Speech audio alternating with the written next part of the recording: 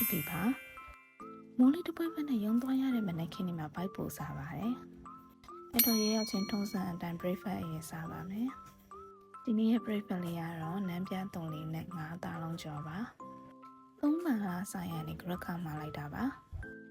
ဒီ3ပန်လားကနန်းပြ3နဲ့9သားလုံးကျော်အရင်ကတည်းကမကြစားဖြစ်ပါတယ်မနက်ပိုင်းမိုးရွာလို့ရုံသွားရမှာပြင်းနေတဲ့အခါခုပလို့လေးကောင်ပြန်ကြည့်ပြီးတော့မိုတီးရွာပါတယ်ရုံရအောင်လည်းတစ်ပြည့်နှစ်ပြည့်စားရင်တောင်းရင်ဟီလာဟာလာဟီလာတိုင်ရင်အလုံးလုံးရင်းနဲ့ပဲအချိန်လေးကုန်သွားတာဆိုတော့ရုံသွားဖို့မပြင်းအောင်ကိုမိုတီးမြေပြန်ရပါတယ်ဒီနေ့ကတောက်ချာနေဆိုတော့အလုံးလုံးကလည်းအရင်ကနေတက်ပို့ပြီးတော့တက်ကြွရှိရပေါ့နော်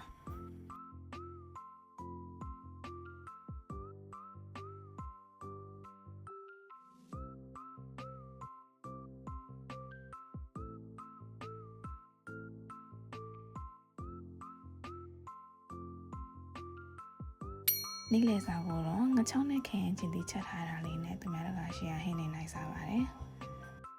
အလုံးမှာအပျော်ဆုံးနဲ့အတက်ကြွဆုံး3ချိန်ရှိပါတယ်အဲ့ဒီဟာကတော့မနက်စာစားတဲ့အချိန်ရယ်နေ့လည်စာစားတဲ့အချိန်ရယ်ရုံစင်းချိန်ရယ်ပါ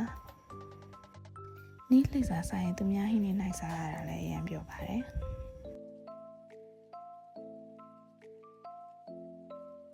စားပြီးတော့ပြီးတော့ restaurant လေးခဏဝင်လိုက်ပါတယ်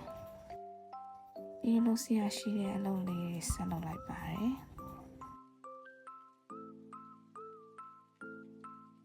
ဒါလေးကတော့ပြပြရဲ့ဂျေဇူးရှင် customer ပြပြကိုလက်ဆောင်လေးလာပြီးသွားတာပါ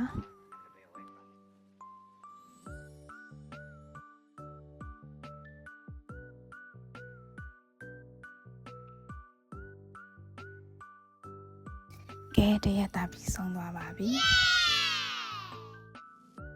မိကျန်8တွေရောအထုပ်တွေရော laptop 8တွေရောပတ်စံ8တွေရောနဲ့အိမ်ပြန်ပါပြီ bye bye